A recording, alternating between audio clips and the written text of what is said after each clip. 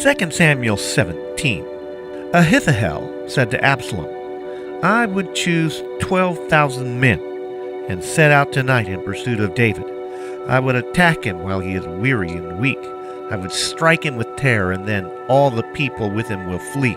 I would strike down only the king and bring all the people back to you. The death of the man you seek will mean the return of all. All the people will be unharmed.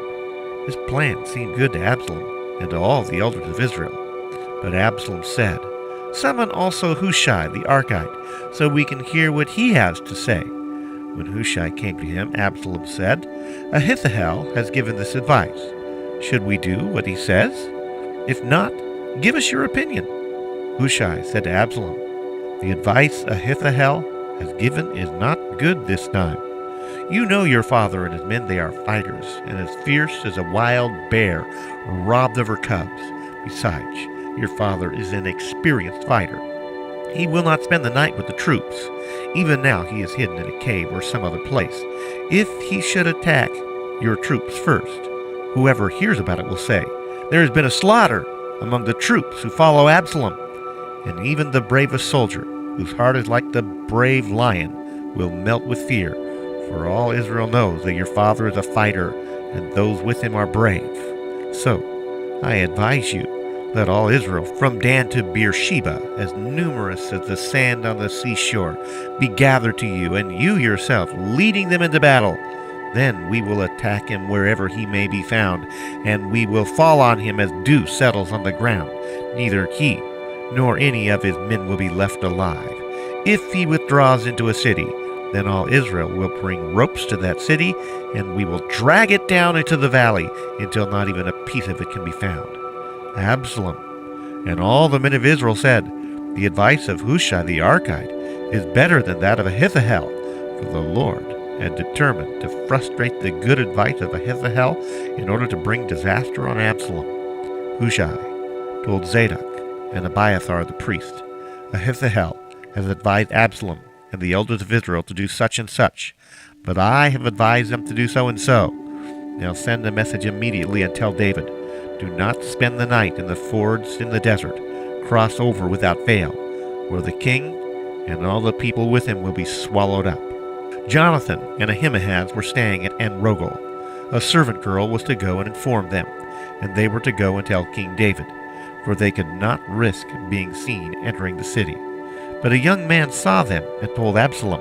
So the two of them left quickly and went to the house of a man in Berhaim. He had a well in his courtyard, and they climbed down into it. His wife took a covering and spread it over the opening of the well and scattered grain over it. No one knew anything about it. When Absalom's men came to the woman at the house, they asked, Where are Ahimaaz and Jonathan? The woman answered them, They crossed over the brook. The men searched but found no one. So they returned to Jerusalem.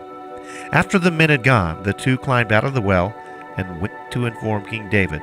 They said to him, Set out and cross the river at once. Ahithophel has advised such and such against you. So David and all the people with him set out and crossed the river Jordan. By daybreak, no one was left who had not crossed the Jordan. When Ahithophel saw that his advice had not been followed, he saddled his donkey, set out for his house in his hometown. He put his house in order, then hanged himself.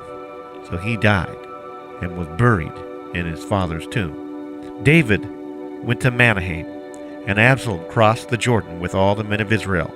Absalom had appointed Amasa over the army in place of Joab. Amasa was the son of a man named Jether, an Israelite, who had married Abigail, the daughter of Nahash, the sister of Zeruiah, the mother of Joab. The Israelites and Absalom camped in the land of Gilead. When David came to Mahanaim, Shobai, son of Nahash, from Rabbi of the Ammonites, and Maker, son of Amiel, from Lodebar, and Barzillai, the Gileadite, from Rogelim, brought bedding, and the bowls and articles of pottery.